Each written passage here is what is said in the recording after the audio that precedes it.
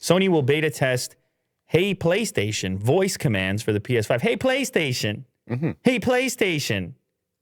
Sony is also making changes to the way parties work.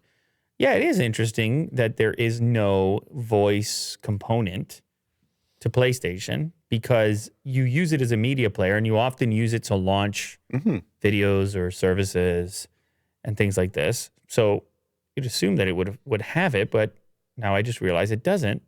According to Sony's blog about the beta, your PS5 can listen for the Hey PlayStation voice command and let you find and open games, apps, and settings, as well as control playback during a show or a song. So you pause, Hey PlayStation, pause the show. You have Mo's attention, but I don't know if you want another thing listening to everything that you say. Mo definitely doesn't. Type of stuff that he says around the house. If you don't want to use it, Sony says you can turn the feature off. In settings, the voice command feature will be available first in English for beta users with accounts registered in the US and the UK.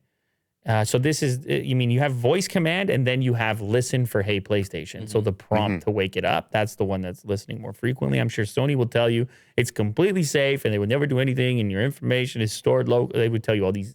Sure, yeah. They would buzz you up with the words that you need to hear. However, just useful. I think so. Like you're a guy like Will, and it's a Thursday night, and you're in the kitchen. Yeah, I'm cooking pasta. You've got multiple pans going. You're like, you're shuffling pans. Gordon Ramsay over here. One in the left, one in the right, and you need to quickly pause something. Hey, PlayStation. That's you. I think that's very useful. Yeah, it's definitely useful.